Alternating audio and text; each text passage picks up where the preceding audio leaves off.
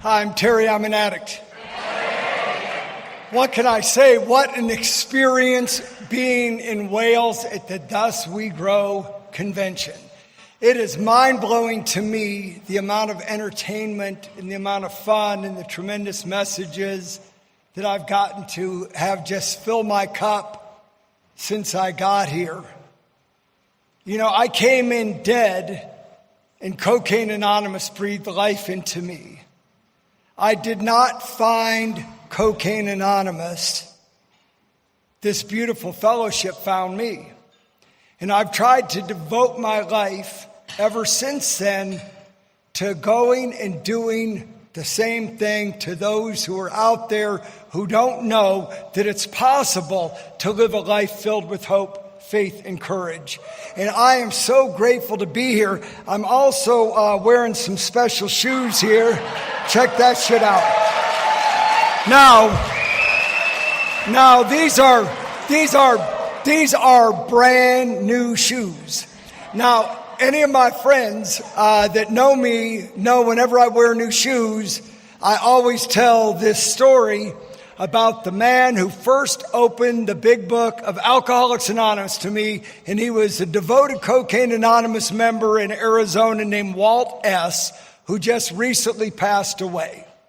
And so, now getting sober is hard, right? Staying sober is difficult too. It takes work. I was, maybe a couple of months sober, and I'm a car salesman by trade. And so I'm out there, and in Arizona in the summertime, it's 46 degrees, right? So my wife goes to this bargain basement store and buys me a pair of these cheap tennis shoes at a store called Kmart, and the shoes were called Tracks. And so I got these shoes, and they were great for me. Well, I had worked all week and sold nothing. My life was falling apart. I was convinced my wife was done, because she was. I knew that my children had no respect for me. When I got home, my dogs would growl at me. Life sucked being me. And so I work all weekend long. And as soon as I get done with work, I raced to my home group. And I get there, it's a Sunday night New Freedom meeting, a Cocaine Anonymous, and I see my sponsor's truck. Oh, my heart just lifted. I was so happy to see him. And he's leaning against the wall, and he looked a lot like James Dean with a ponytail. And he had a big cup of coffee, and he's smoking a cigarette. And I go walking up to him, and I go, Walt, my life's falling apart. This Cocaine Anonymous stuff isn't working. It's just getting worse all the time. And as I'm just like giving it to him, he looks down and he says, "Are those new shoes?" And I said, "Yeah, but they're Tracks from Kmart. What are you talking?" And he goes, "You know, dude, there are a lot of people be grateful for a new pair of shoes." And he flipped his cigarette and he walked away. I wanted to get him by that ponytail. I was going to give him a good beating. I stood there and I thought, I'm done, I'm leaving. But instead I followed him into the room. And what happened for me that night was really a spiritual experience. Because in that room that night, there was a woman sitting in a rocking chair. And she was just going back and forth. And her wrists were both bandaged. And when it was her time to share, she talked about when the cocaine stopped working, she thought that the razor blades would. And so I learned a valuable lesson that night.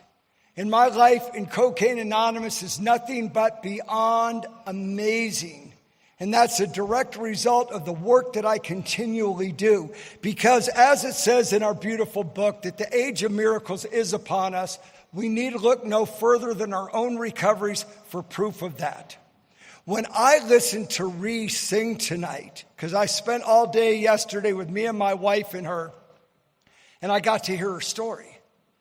And if you heard her story and saw her sing, it would have done to your heart what it did to mine. And today, when those elderly gentlemen, I could probably join the choir, when they were in here and they were singing those songs, I kept getting moved to tears. and they sang a few love songs. And as they said it, I held my wife, Donna, closer to me. We were down in Cardiff. We've been spending some time visiting your beautiful place. And I saw this carving by a local artist. And it says, "If nothing lasts forever, will you be my nothing?" So I bought it and I gave it to her because my wife and I have been married for 44 years.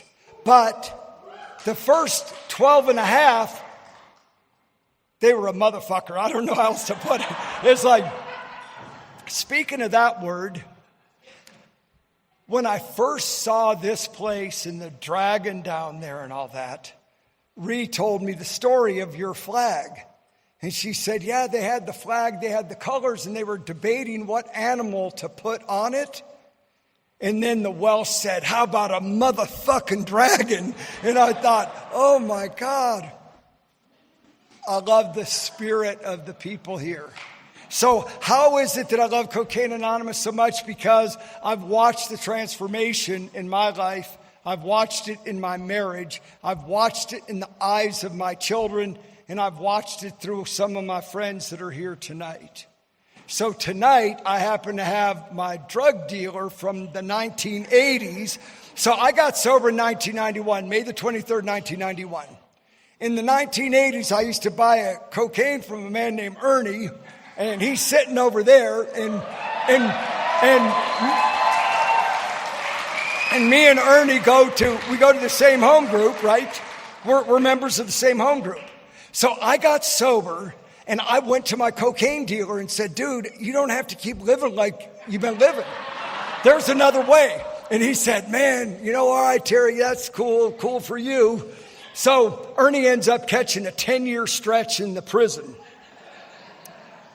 So I know he's in prison, but I don't know where. In Arizona, we've got prisons, man. I'm telling you what, our trees hold their hands up, cactus. It's like you go to prison easy in Arizona.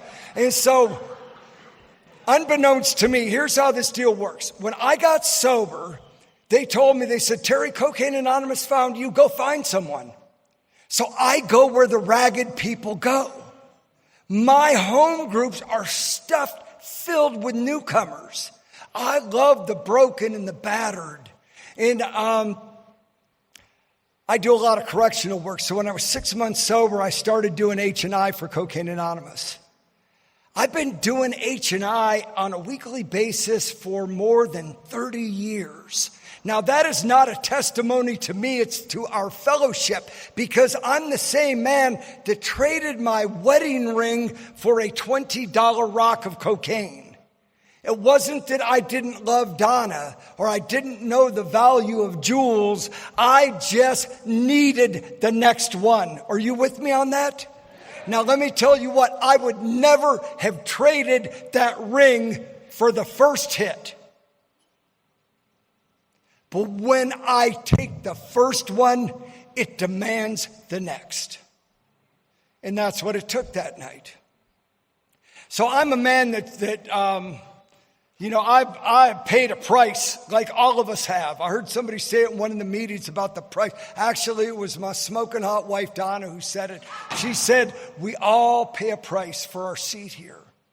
So I'm doing H&I work. I'm working with inmates all over the state of Arizona. And an inmate says, come to this prison yard. There's 2,200 men and 0 meetings. So I go to that prison. I reach out to the warden. They set up a meeting. You want an experience of Cocaine Anonymous? I step on a prison yard by myself with a clear backpack filled with hope, faith, and courage and big books and literature. And I'm walking across this prison yard. And the radios crack and the loudspeakers go off and they say, Cocaine Anonymous is on the yard. And oh, man. I go walking up into that place. I sit in a room. There's 51 chairs. They limited it to 50 inmates a meeting.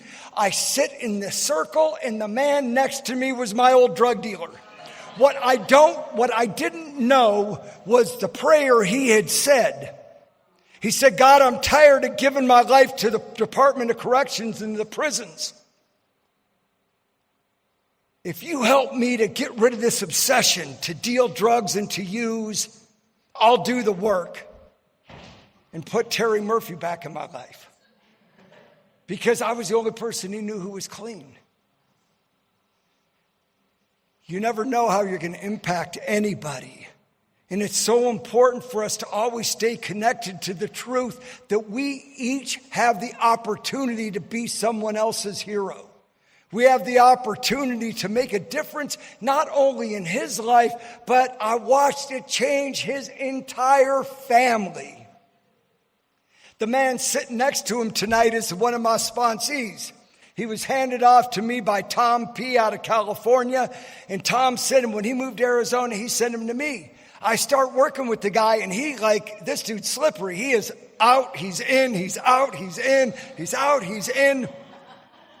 And I'm trying everything I could think of, right? But I know I can't surrender for another, right? That's something that each one of us has got to do for himself. So one day, Steve calls me up, and he says, Terry, my mom and dad want to get me an exorcism. What do you think? I said, well, did you ask Tom? And he goes, yeah, Tom thought it was a great idea. I said, well, hell yes, why not? What do you got to lose? What I did find out, that exorcisms will not get rid of this demon. But a man or a woman armed with the truth about themselves through the beautiful big book of Alcoholics Anonymous sure as hell can.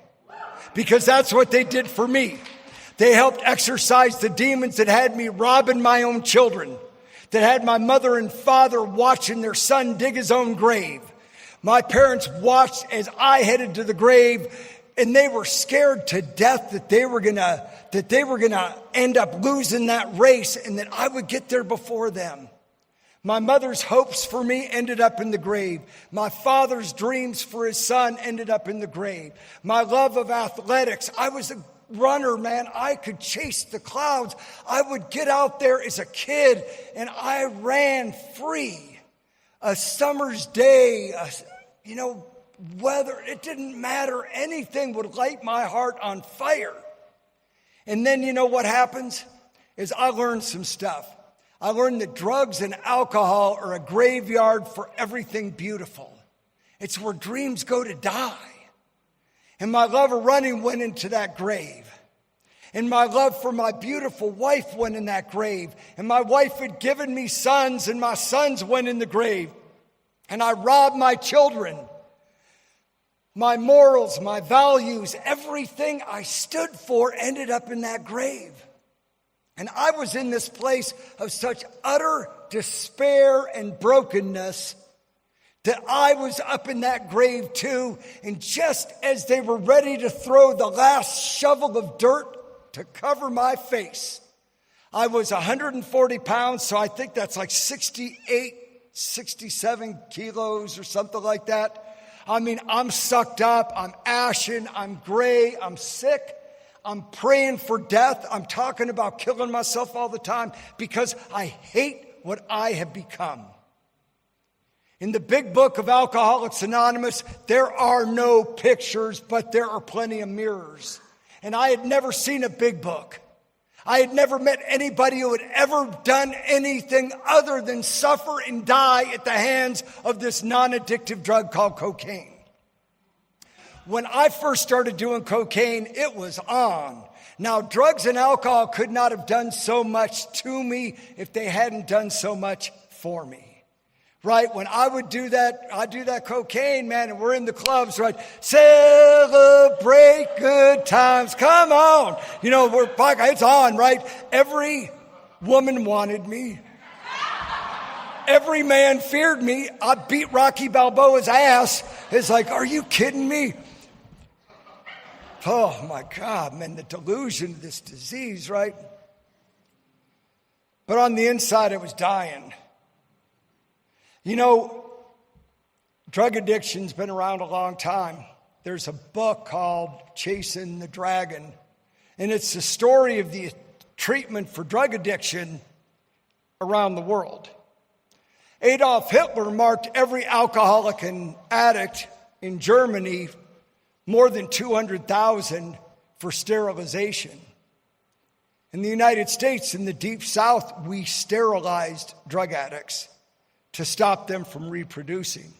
But my favorite story in the book is the story of how they treated heroin addiction. I'm a heroin addict and a cocaine addict and an alcoholic. I've never met a bad habit or a drug or a drink I didn't like. And so in this book, it's talking about curing heroin addiction with cocaine. And it's a these are the notes out of the medical journals. And so this note that is so fabulous, it says, Mrs. X is doing quite well in her treatment.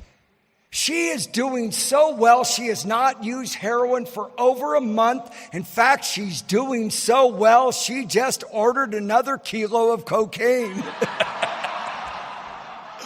Oh, wow. Right? I mean, by anything possible, right? Any means possible. So really where we are tonight is we're in the house that God built in Wales.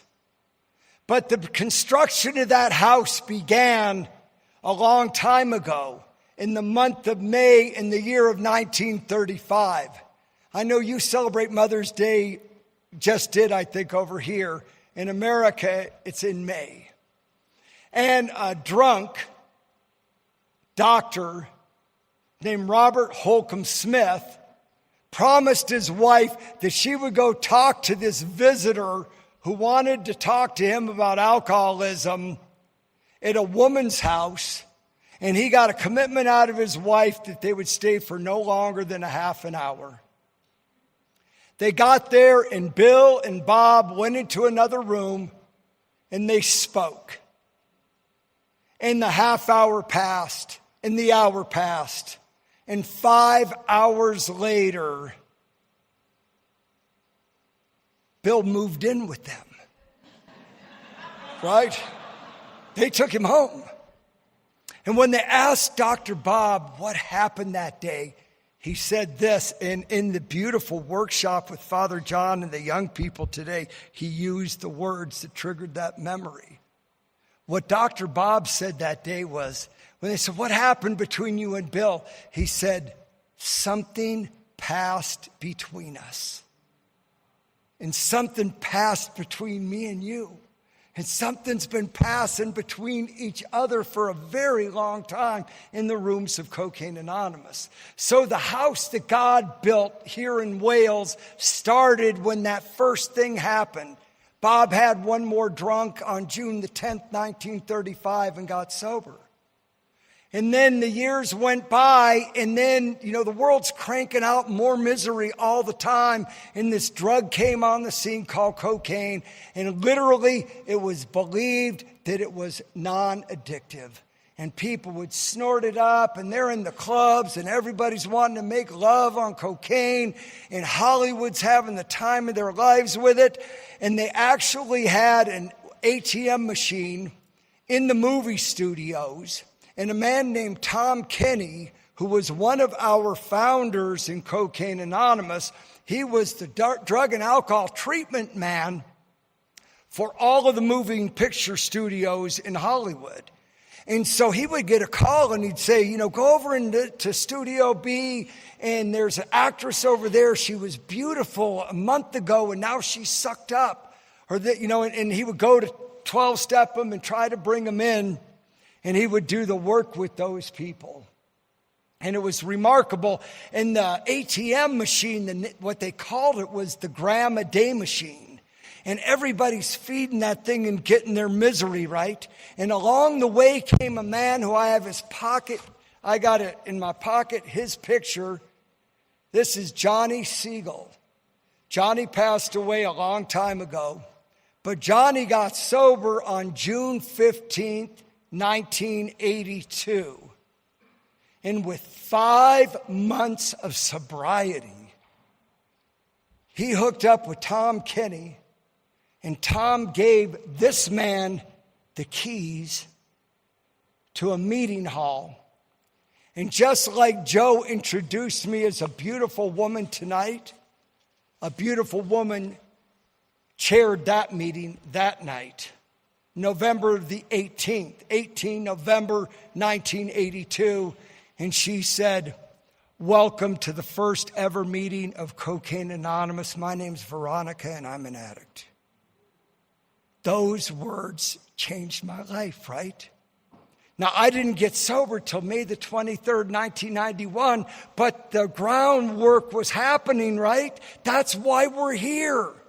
We're here to do in Wales what they did in Hollywood, that then moved across the West into Arizona and then eventually into England. We have people here around this place. I've ran into people that have started our fellowships in Scotland and Germany and all over the world, and all the people that started these things that are then preparing a place for people like me to come in and get well.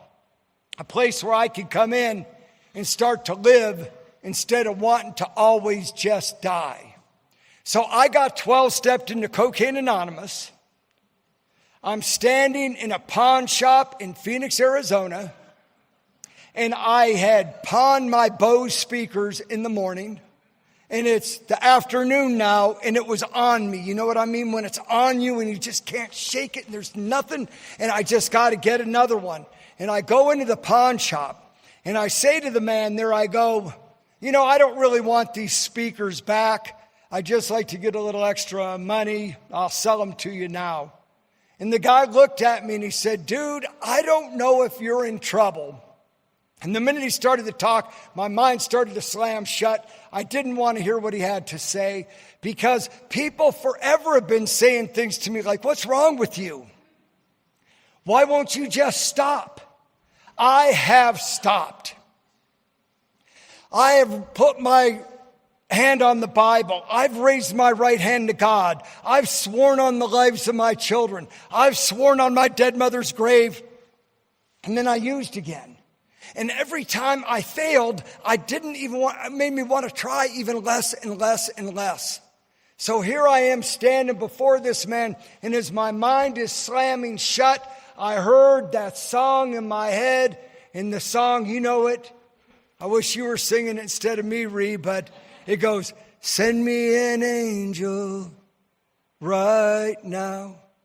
I'd been praying, "God, save me. God, take me. Do something." I'd be laying in bed at night and my hand's going up and Dawn would push it down, and my hand would go up and Dawn would push it down in the nights leading up to that day. And she didn't want my hand to flop over and hit her. And I've given it thought, why did my hand keep going up like that? I know why. It was God on the other end. It was my higher power telling me, "Hold on, son. Help is on the way." And in that pawn shop, that man looked at me and he said, "I used to be in trouble." He flipped it, right? Nobody had ever done that before. I'm not up here tonight telling you what's wrong with you. I'm sharing what's been wrong with me. And that's what he did. He said, "I couldn't stop drinking and drugging, and I went to this detox, and it was down by the airport," and he draws a mental mind map for me, and he says, "And I went there and I got sober, man, and I've been sober for 4 years, and I own this pawn shop and everything in it." And then he smiled and he goes, "You know, a lot of it used to be yours." I thought, oh man, that's some cold-blooded shit, right? But so I'm sitting there, so now I know right now that's the most important moment of my life. That's the most important moment of my life. Not the day I was born. The most important moment was when I was introduced to another way. And you know what I was doing in that moment? I was judging that man. I was saying to myself, "This poor bastard, I'll just let him preach a while longer, and then I'll get some extra money for my stuff." Which tells me a lot about the God I've come to love and serve through the 12 steps of Cocaine Anonymous. A God that loves me enough to where he arranged with this incredibly intricate series of events to 12-step me. Think about how intricate God's plan was to 12-step you. And he put in all that effort to create a moment where I could meet grace. Divine grace, the Word made flesh, a human being with the real solution to a problem that was doing nothing but causing suffering in my life and everybody else's life that I knew as well. and I was judging them. But God didn't withdraw the love. Because that's how the higher power is. Because something I've learned as a result of working these steps over and over and over and over and over again, over all of these years, is that there is always more that's revealed. I have done more hard step work between 15 and 31 years sober than I did in the first years. And I don't bring that up to sound weird or to be scary. It is hopeful. Because what that allows is it allows us to continually grow, because these steps are living and breathing. And as I do the work, new things are revealed to me. But getting sober is tough. When I first got sober, Donna didn't want to be with me. She was done, right? I had cheated on my wife. I had left her after we lost a baby. And a week after we left the hospital after losing a child, I fled the state and left Donna and my 3-year-old son behind, and I fled the state with one of her girlfriends. What kind of a man would do that? This man. Without God, without the 12 steps of Cocaine Anonymous, I'm an animal. But as a result of the power of this program, so how do you work your 9th step on that? How do you work your 9th step on the fact that both of my parents died before I got sober, filled with fear? How do I work my steps on the fact that I threw my education, my love of running, everything's in the grave, and I'm clean and sober standing outside of it? But what I was told is I didn't have to worry about how that unfolds. My job is not the unfolding. My job is the doing. My job is to pray. My job is to meditate. My job is to work the steps. That's my job. And the higher power that orchestrated my 12-step call will do the same with my recovery.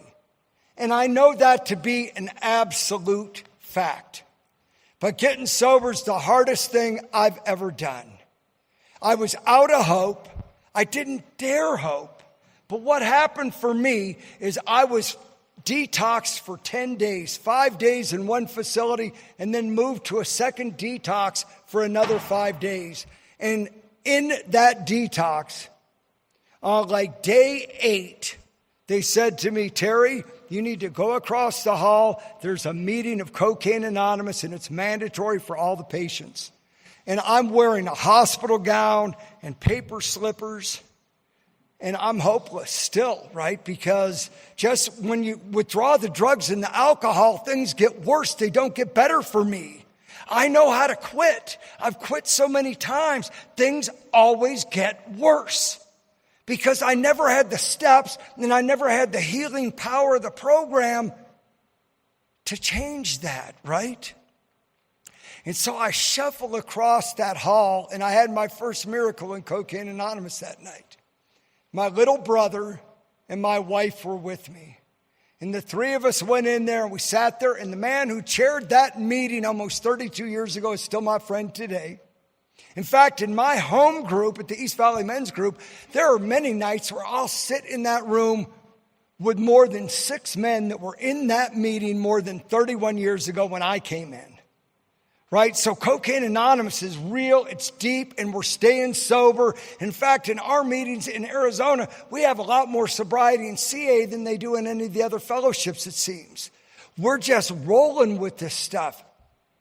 And I am so incredibly grateful for these men that just loved me. But I was broken and battered and didn't know which way to turn. And Donna didn't know what to do either. But they kept telling me, Terry, just work your steps. It's okay. It's all going to work out. Don't worry about it. And so I did that stuff.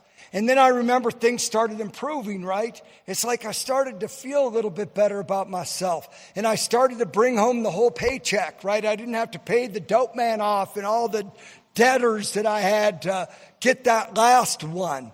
And there was a little hope happening in our house. And we were probably maybe 4 months, 5, 6 months sober. And I got home, and for the first time, there were snacks in the house. Now, cocaine depleted our lives. There was nothing left. But there were snacks finally, and I was so excited, right? There was this big tub of beef jerky, and I grabbed some beef jerky and a Coca-Cola, and I'm eating that jerky, and I'm drinking my Coca-Cola, and I'm feeling like king of the mountain, right? Because it's so good that there's finally some progress happening in my life. And then after like the fourth piece, and Donna's watching me the whole time, I said, Donna, I don't want to be like rude and ungrateful, but this isn't very good beef jerky. And she said, that's because it's not, honey. It's dog treats. I had a coupon. I said, then why did you let me eat so many pieces? And she said, honey, it looked like you were enjoying it so much. I didn't want to deprive you of that. So throughout our sobriety, we have always had people that were a shining light on the hill. Beacons of hope.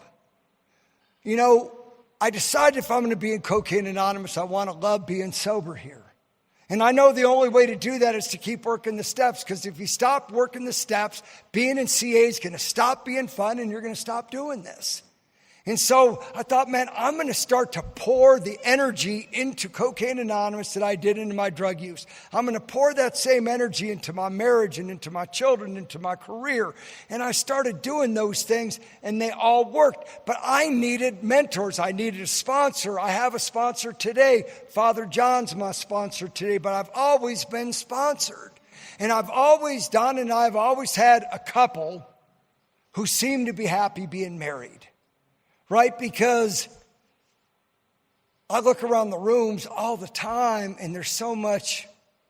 This disease is a merciless thief, right? If I had to describe addiction with a single word, the word I'd choose is thief. Because the thief entered my life and started taking. And it takes and takes and takes. And just when you think it's taken everything it can from you, it'll come roll you over to get some more. And so we've always tried to have people that we could look to who could teach us.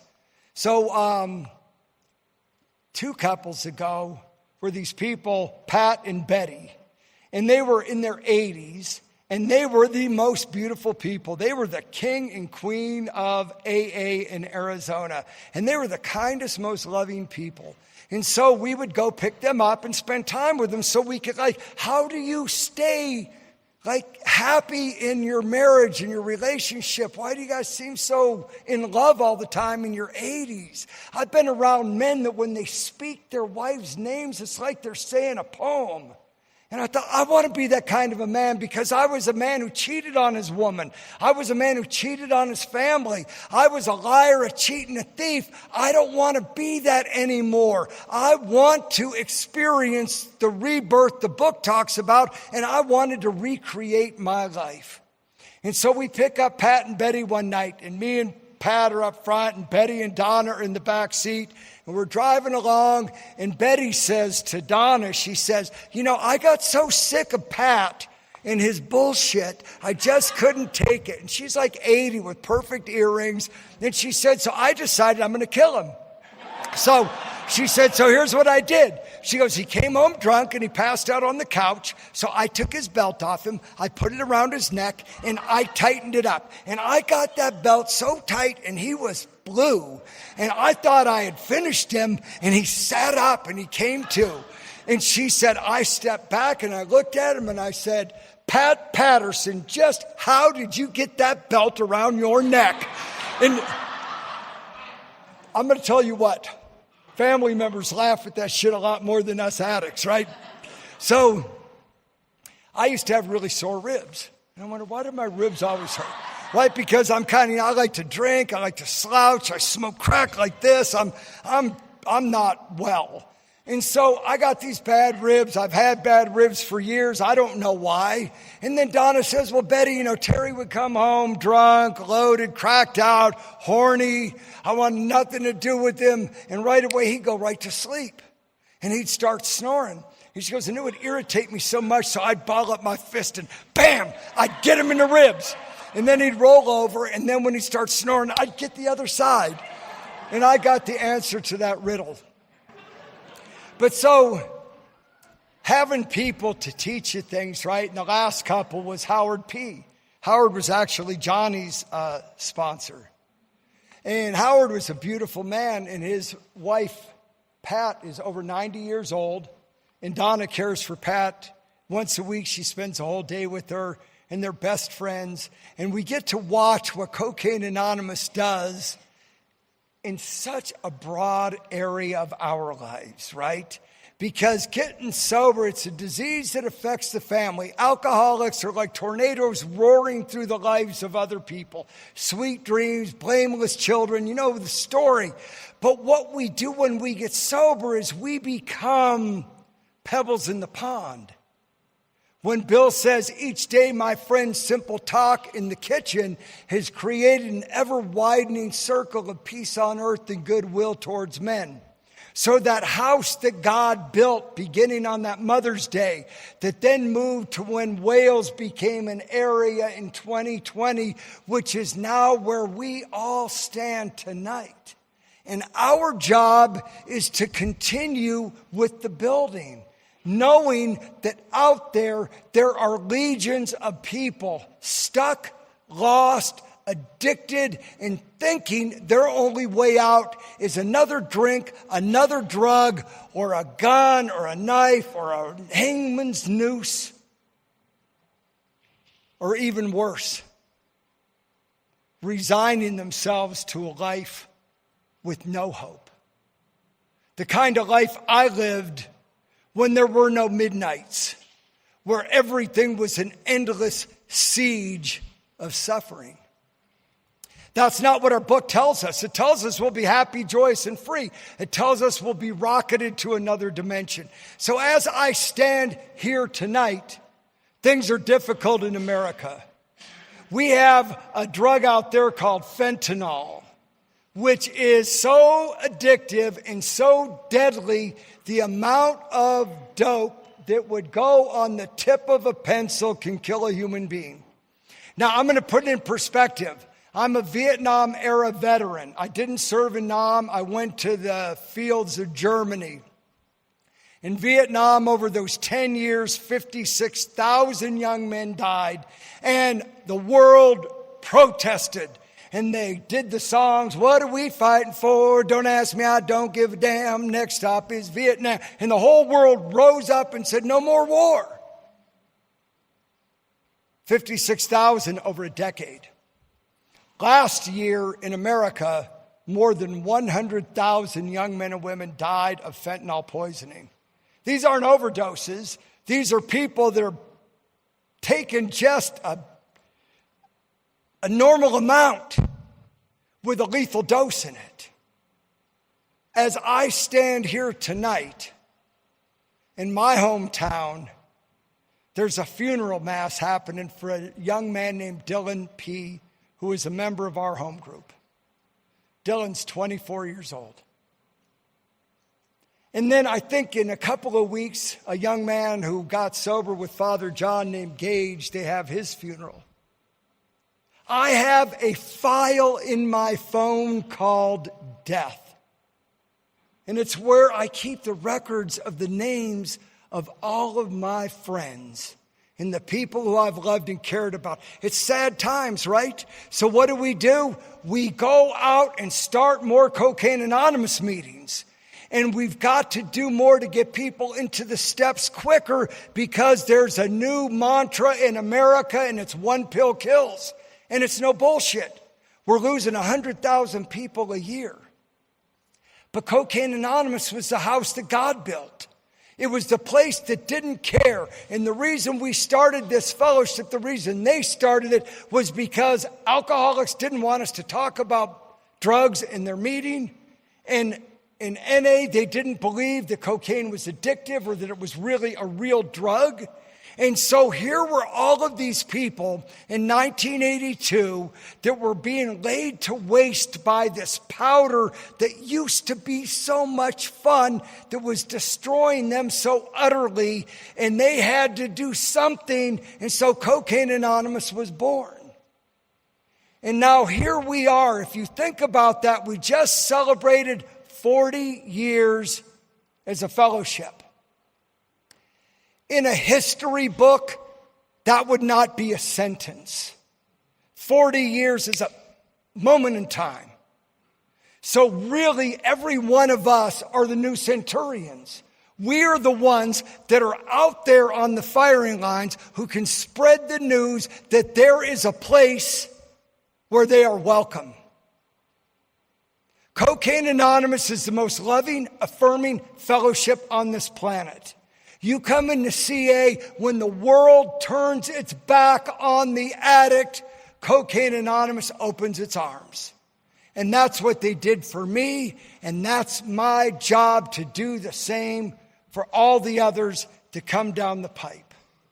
I'm a drug addict to the kind of variety to where I've shot dope where the only liquid I could get was out of a shit and piss filled toilet bowl in a train station in Germany.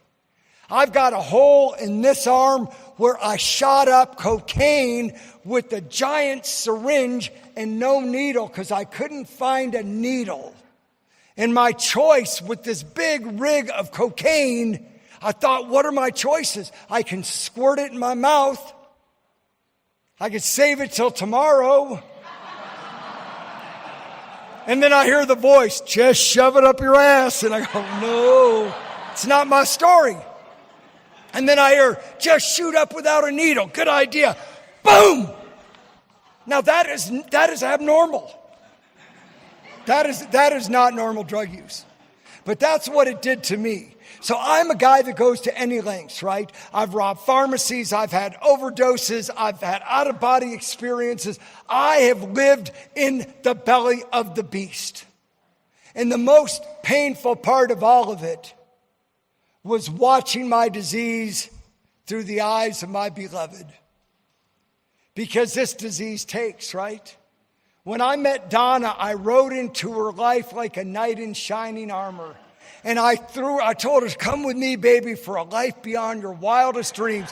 And I threw her on the back of my steed, and we went riding off, right? And there's a song that was on a horse, not a Subaru or something like that, but it's a good song. And so I throw Donna on the back of my horse, and we go off into Adventureland. And she watches me do the things I promised her. I'm going to make money. I'm going to build companies. I'm going to kick ass. I'm going to retire early. I'm going to do all that. And she watched that happen. And then when she saw cocaine come into the picture, she did as much dope as most people I've ever known, but she's not an addict. But Donna saw what it started doing to me. And I saw what it was doing to her through her eyes. So Donna's got the most beautiful blue eyes. They sparkle like the sea. And I look into those beautiful eyes, and the first time I come home from an all-nighter, she said, oh my God, I was swollen with tears. I thought something had happened. I was so worried about you. And I said, Donna, I was drunk. I slept it off in the car, made up some bullshit. And those eyes were swollen with tears. And the next time it happened, her eyes weren't swollen with tears. She was pissed. You son of a bitch. And then I watched that look change to disgust. And then eventually I watched the eyes turn like the eyes of a shark. Indifference. In Dante's Inferno, they say there's a sign over the gates of hell that say, abandon all hope, ye who enter here. And my old sponsor, JT, before he passed away, said there's a basement in hell. And that's where drug addicts and alcoholics end up, and they drag their families by the hair into that basement. And I saw that happen. And then I watched Cocaine Anonymous come into the picture, and I watched the blue start to come back into her eyes. I had traded my wedding ring like I told you. So about 6 months, maybe a year into sobriety, Donna got me a new ring. It was out of a machine where you put a quarter in it. And she said, we'll try that one for a while. The process of healing is a long process. I'm still well into my healing. I pray that that never ends. When I had 12 and a half years of sobriety, I was 25 years married to her. So we got these rings made, and they've got a beautiful Irish symbol. That's my timer to tell me I got 10 minutes. So I got this beautiful ring, and it's got the lover's knot on it. And I'm sitting in a rose garden overlooking the Pacific Ocean. By now, the blue is back as beautifully as she's ever been. And where she watched her knight in shining armor turn to rust before her eyes, every step I took, I polished it. Every meeting, every 12-step call, I shined that armor. And I was standing tall and shining once again. And I put the ring on her fingertip. And I looked her in the eyes and I said, Donna, there's a question I've wanted to ask you since I first got sober. Because I'd had her car repossessed, bankrupt, cheated on her, left her after we lost a baby. I am a scoundrel without this program and these 12 steps and you. There's a question I've wanted to ask you since I first got sober. And she said, what is it? And I said, knowing what you know now, right? 12 and a half years sober in a 25-year marriage, knowing what you know now, would you still have married me? And she looked at me and she said, in a minute, baby, because whatever that thief may have robbed, Cocaine Anonymous and God have restored. So I have decided that I'm going to live my life the way I used. But instead of destructive abandonment, it's going to be constructive love and sharing. I do not want to go to my grave with any love unexpressed. So I tell the people that I love how much I love them. And I started doing things to become the kind of husband that I knew in my heart I could be. I started working on being the kind of son I knew I should have been to my mother and father, even though they were dead. But you know, because of the power of this program, I've had vital healing experiences with my dead parents. I have sat in the presence with my dead parents and my dead son in meditation. Now, that may sound weird, talking to somebody who sees dead people. In step 10, it says we've entered the realm of the spirit. It says there's an ESP, extrasensory perception. There is a power at work in the rooms of Cocaine Anonymous that cannot be denied. All we have to do is look at our own stories and our own realities to see that power. And so I know how big this God is. So I started healing there, and that comes out of the grave. And my shame comes out, and I get my discharge reversed by the military, and I get the opportunity to become a father to my sons that I had failed so miserably. I decided I was going to be the kind of dad to my boys, Devin and Brian, who are now 40 and 35, that I could never be to my son, Brandon, who I left Donna after he died. You know why I love Cocaine Anonymous? That's why. And I decided I was going to become the kind of husband that would never miss an opportunity to share how much he loved his wife. So I do all sorts of shit, right? Some of you men want to plug your ears right now, or because your women are going to hate me. You're going to hate me. They're going to love me. I took Donna out for a birthday, for her 50th birthday, to see a meteor shower. She didn't know that was her present that year. I took her out in the middle of the night, wrapped in a big, comfortable blanket. She goes, "What are we doing?" I go, "I'm going to give you your birthday present." And we stood under this dark, star-filled sky at like 3 a.m, and across went the first shooting star. Happy birthday, Donna. And we did that 50 times. I've put 3 coins in the fountain. In Scotland, it says if you spit in the heart on the Holyrood Mile, if you can do it in the wind, your love will last forever. And me and Don are up there spitting in the wind. We went to, in Piccadilly Circus, they've got a statue of Cupid. And they say that if you kiss your beloved as Big Ben strikes midnight, your love will last forever. We've done that, man. And that was a pretty dodgy area because, like, we're making out with eyes looking in both directions to protect each other. For our 40th wedding anniversary, I surprised Donna and we went to Peru, to Machu Picchu. And in Machu Picchu, I smuggled a wedding dress and I hired a shaman to renew our vows on the mountain. And I smuggled our sons, their wives, and granddaughters in as witnesses for the wedding because our dope skills do translate to the real world and to the better life. I've been able to do things like that love of running that I couldn't do, and I decided at 50 years of age I was going to start running again. And I decided to run a marathon, and then for 60 I decided to run an ultra marathon. And my last run was a run that took off in the morning, in the sleet, in the mud, in the rain, and the gun went off, and I took off running. In 17 hours and 7 minutes later, I crossed the finish line. And my first thought was the miracle is not that I finished, it's that I had the courage to begin. Because I have a disease that centers in my mind and it tells me, don't you dare try shit. You're nothing but nothing, motherfucker. I know what you've done. I know your secrets. I know your lies. But so do my sponsors. That voice has no power anymore. It still squawks. But I have another voice in my head.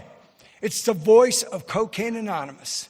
And that voice always, so when my diseased mind squawks, the voice of CA speaks up and it says, thanks for sharing. Now shut the fuck up and let's go do this, Terry. But just because we're sober doesn't mean shit doesn't get hard, right? Sometimes life's really hard. You know, and man, I've taken a lot of lumps. There's been so much death around me these past a year and a half, right? That man who opened the book died. And I just buried a sponsee that I sponsored for 27 years. He died of cancer. We got all these young men dying in our home group. I started doing disaster relief because there was no Cocaine Anonymous service. So I started working with the tribes. And me and my friends, Ernie and Steve, were part of that crew. And we delivered millions of pounds of food and PPE to the Native American people in the Southwest. And the Indian I hooked up for with it ended up dying of COVID. And I thought, how is that beautiful dream supposed to end with him dying of the disease that we were fighting together? But we don't understand the how and the why of it. It's not for me to try to figure that out. It's for me to work my 12 steps and to let God do the sorting. I do the work, God does the rest. I did my own dope. I do my own steps. And one of the hardest lumps I've ever taken, the people in the UK helped me with immensely. And that was, last time I was here, it was right when COVID was easing, and me and Donna were in Bournemouth, and we had our daughter-in-law was pregnant, and we had just gotten the diagnosis that the baby had a disease called brittle bone disease. And it meant that her leg was broken in the womb, and that she would live a couple of years to maybe 10 at the most. And we were so devastated, and we were with you in Bournemouth. And I got up and I got to talk, and I think I cried mostly that day because I didn't know what to do with this fear, with this pain. Because there's a part of me that wants me to say, why God, why me? I'm doing all this good stuff to serve you. But that's not how it works in the spiritual life, because I know my pain always leads to a greater gift. My recovery's proof of that. So Nora was born without brittle bone disease. And the only thing that changed it from the diagnosis was that we asked our friends around the world at Cocaine Anonymous to pray for Nora. My disease wanted me to shut my mouth because it tells me, don't tell anybody your problems, just shut up. And I followed Donna's lead into prayer. And we put it out there on social media. We put it out to our friends. Please pray for us. Pray for this girl. Here's what's up. And the doctor was blown away. She said, I don't know what happened here, but she doesn't have that. My granddaughter's going to be a little person, right? She has achondroplasia. It's dwarfism. And when that happened, I thought, God, you know, the world's scary, right? The world's cruel. And then I thought, no, it's not. I've been looking for the good in the God all these years, and I find it in abundance that thus we grow. The good in the God is everywhere. So why would God treat Nora any different than he would treat me? So we just prayed. We need your prayers still, right? She's a beautiful 1-year-old girl. And her smile lights up the room. And me and Donna fly back on Monday. And on Tuesday, Nora's going to get her first surgery, right? But she's good. She's beautiful. She's healthy. In the spectrum of that disease, it is the very best outcome we could ever hope for. And when we gathered together as a family to face this crisis, we didn't really know what to say. We're all sitting around and said, family, I got to talk. And they said, okay, Dad, what? And I said, you know what power it is that we have together as a family? We have the power of love. Because that's the power of God, and that's the power of Cocaine Anonymous. I came into a fellowship that welcomed me in and never told me to sit down, shut up, take the cotton out of my ears and stick it in my mouth. They told me, Terry, we want to hear about what's happening. We want to love you until you can learn how to love yourself. And I thought that sounded cliche-ish, but that's the truth, and they have loved me that way. So my life today, I'm 67 years old. My sons love and respect me. Nora is beautiful. And then I realized that she's probably the most prayed for kid I've ever seen. And she gives us all these opportunities for that. And she seems to know it by her smile. And then I think to myself, aren't we all somehow perfectly imperfect? And the world of Cocaine Anonymous is a world where we lift each other up and we lift up all around us. And that is the world that little girl was born into. And so as I walk this road of happy destiny, doing the very best that I can to be the best kind of a man I can be, to express the love that I have in my heart, and the love that I feel right now is so immense. And I don't know that I've ever been at a place that felt any more at home than Cocaine Anonymous Wales European Regional Convention.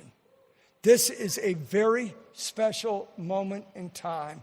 And to all of the committee that worked so hard to put on the Thus We Grow, just remember as we leave and go to our countries around the globe, because we represent our worldwide fellowship, and there have been people while we've been in the meetings having fun that have been doing the hard work of Cocaine Anonymous behind the scenes. And as we go back, let's go back inspired and united in the understanding that if we all reach our hand out to the still suffering addict, not only can we save them, but they can save us. I love you all. Peace. Thanks so much.